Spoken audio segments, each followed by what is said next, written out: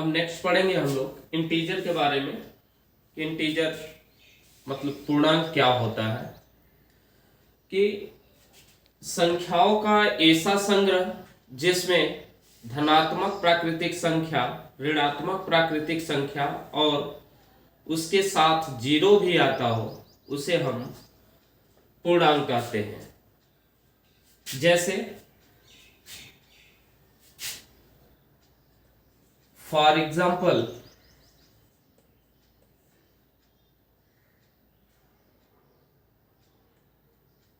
-3, -2, -1, 0, 1, 2, 3 dot dot dot. इस पूरे संग्रह को हम z से डिनोट करते हैं, अर्थात z equal to -3, -2, -1, 0, 1, 2, 3 dot dot dot. ये जो सभी संग्रह आपको दिख रहे हैं वह आपके पूर्णांक है, अर्थात collection of positive natural number, negative natural number together with zero are called integer. It is denoted by z, where z equal to -3, -2, -1, 0, 1, 2, 3, so on. Next, rational number.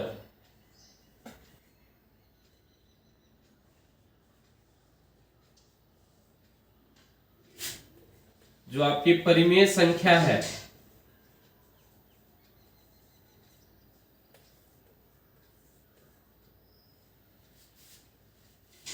it is represented by p by q form, where p and q are integer. इसे हम p by q के form में लिख सकते हैं, where p and q are integer, अर्थात p और q जो है आपका z से बिलोंग कर रहा है, अर्थात इंटीजर से बिलोंग कर रहा है, और जिसमें इसका जो डिनोमिनेटर है q वह डज नॉट इक्वल 0 है, अर्थात यह 0 के बराबर नहीं होगा। अर्थात आप ये भी कह सकते हैं कि it is a fractional form but numerator and denominator are integer. Fractional form में तो लिख सकते हैं बट जो न्यूमरेटर और डिनोमिनेटर होगा वह यहाँ इंटीजर होगा। फ्रैक्शन में क्या होता है कि उसमें जो p by q फॉर्म लिखे जाते हैं, where p and q belongs to natural number.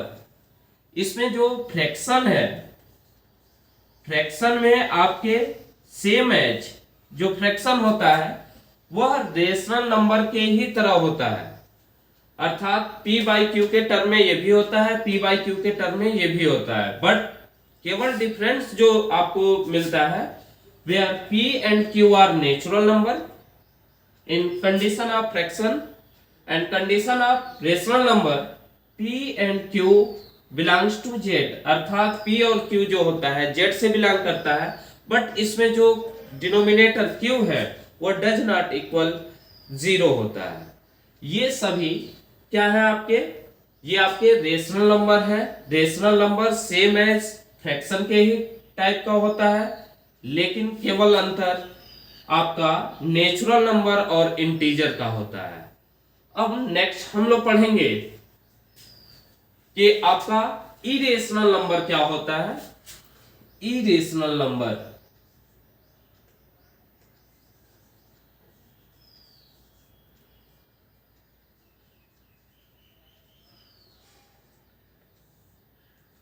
जिसे हम अपरिमेय संख्या कहते हैं।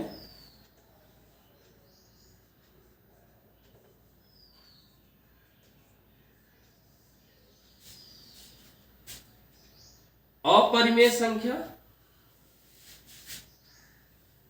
के पहले अभी थोड़ा इसमें रेशनल नंबर में मैंने इसका एग्जांपल आपको नहीं बताया है, जो अभी बता देते हैं कि रेशनल नंबर किस टाइप के होते हैं।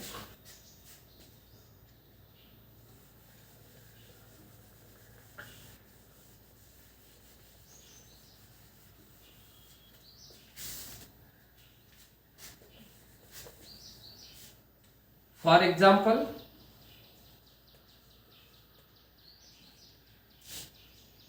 1/2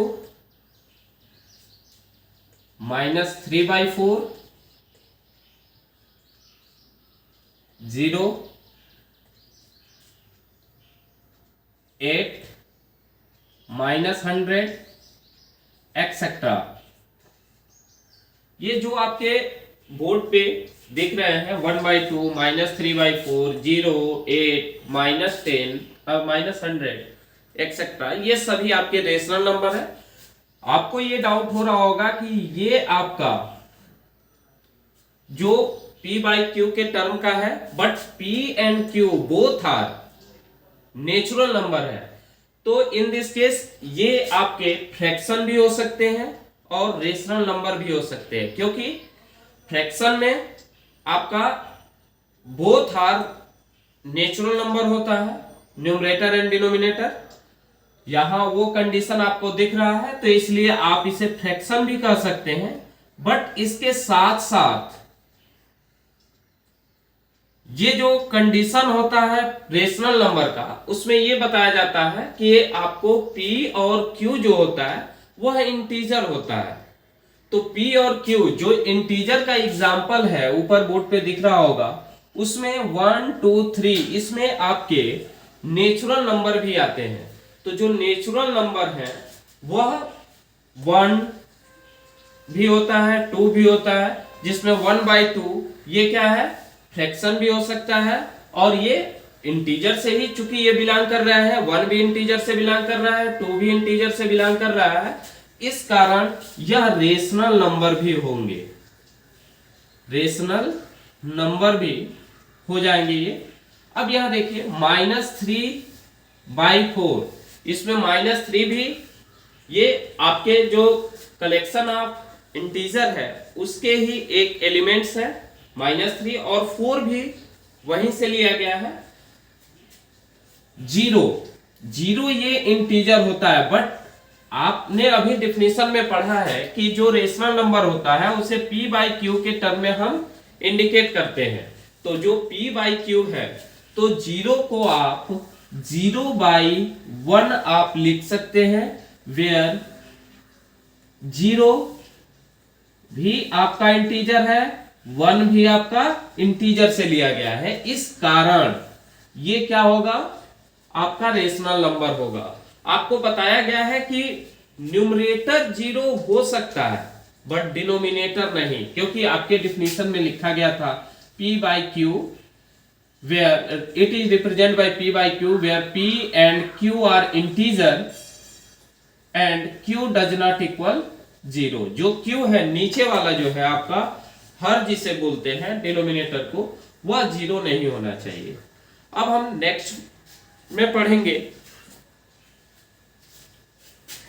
इरेशनल नंबर की अपरिमेय संख्या क्या होती है।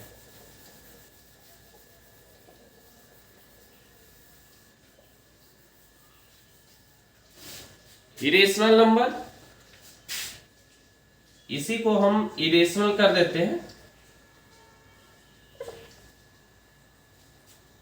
अपरिमेय संख्या। इसमें जो अपरिमेय संख्या होती है, it is does not represent p/q form, अर्थात इसे p/q के फॉर्म में रिप्रेजेंट नहीं कर सकते हैं। वो भी p/q के फॉर्म में रिप्रेजेंट होने के लिए हो सकता है, बट यहां जो p एंड q है वह दोनों इंटीजर हैं, z है, p और q जो है इंटीजर है, इसलिए हम इसे p/q के फॉर्म में इंडिकेट नहीं कर सकते हैं। आप ये कह सकते हैं कि रेशनल नंबर क्या होता है, तो रेशनल नंबर जो आपके प्राइम नंबर होते हैं, square root of prime number are called rational number, अर्थात जिसके प्राइम नंबर का आप यदि स्क्वायर रूट यदि निकालते हैं, वो सभी स्क्वायर रूट जो होंगे वह क्या होंगे, इरेशनल नंबर होंगे। इसके अलावा आपके पाई जो है वह भी क्या होगा, इरेशनल नंबर होगा। जो गोल्डन नंबर है वह भी आपके इरेशनल नंबर होंगे, इसे हम गोल्डन नंबर बोलते हैं। यह भी आपका इरेशनल नंबर होगा। ये पाई है, पाई भी आपका इरेशनल नंबर होगा। यानी कि जिसका स्क्वायर रूट, यदि जिस सेट का स्क्वायर रूट यदि हम नहीं पूर्णतः नहीं निकाल पाते हैं, वो आपका क्या होता है, इरेशनल नंबर होता है। स्क्वायर रूट यदि √2 का आपने पढ़ा होगा कि √2 का square root something √2 equal to 1.41 dot dot dot होता है, लेकिन इसके स्क्वायर रूट एग्जैक्ट नहीं निकल रहे हैं। जैसे स्क्वायर रूट यदि निकाला जाए 4 का तो ये एग्जैक्ट 2 आ जाता है। तो ये रेशनल नंबर है, बट जिसका स्क्वायर रूट एग्जैक्ट नहीं आते हैं वह आपके इरेशनल नंबर हो जाएंगे।